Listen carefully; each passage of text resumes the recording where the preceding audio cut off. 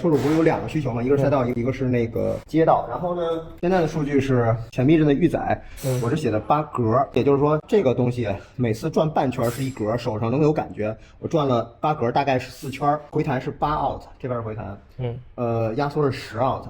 然后后避震是这样，这个其实也有一个小暗格，但是因为后避震这个弹簧也应该蛮硬的。然后现在就是1/4印，我就是加了一点点，这个是完全没有节拍下震量的，弹簧还是偏硬。后避震的回弹是17 out， 压缩是12 out。如果是街上骑的话啊，2个回弹是不用调的，因为首先现在是冷车状态下，我们并没有骑，所以这2个回弹可能还要再微调，这是第一个事情。但是呢，不管你是街上骑还是赛道骑，回弹需要调的这个情况非常少，可以具体的问题再具体分析。如果想从赛道换到街上，想偏舒适一点的话，那我们动的是预载和压缩。但后避震的预载因为非常的少，这个后避震的预载也不用动，那我们需要动的其实就剩3项了：前避震的预载、前避震的压缩和后避震的压缩。方法就是，如果你想舒适一点，后边这个12就逆时针继续加，那么就是这个位置。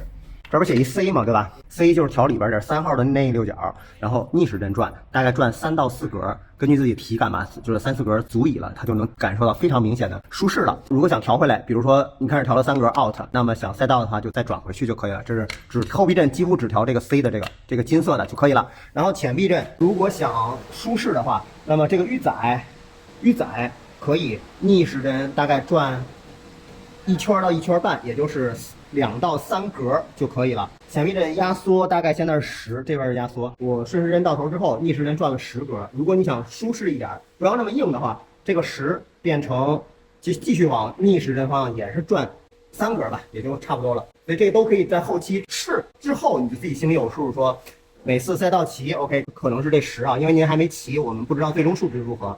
但如果骑了之后，这个数值可能变成9，可能变成8，也可能变成11。这是赛道的数值。那么假设最终赛道数值定在10了，那么我们街道骑你就直接10变成13，也就是逆时针再多转3格左右就可以了。OK。